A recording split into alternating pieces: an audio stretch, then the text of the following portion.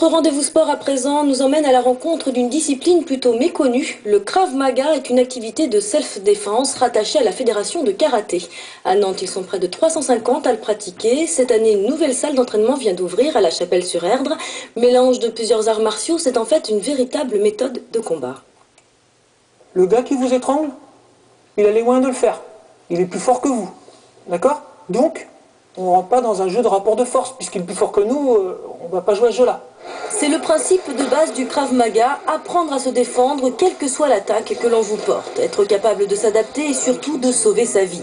Cette discipline est née en Europe de l'Est, pratiquée dans les milieux juifs pour lutter contre les nazis.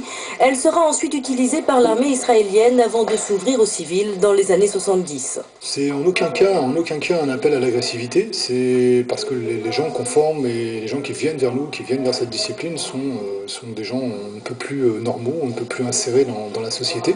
Maintenant, les techniques qu'on va utiliser sont des techniques qui sont faites pour que le problème se règle le plus vite possible. Or, régler le problème le plus vite possible implique, la plupart du temps, de faire mal à celui qui est en face, de faire mal à l'agresseur, mais encore une fois, la fin justifie les moyens. L'idée est de sauver sa peau, et sauver sa peau, tout est bon.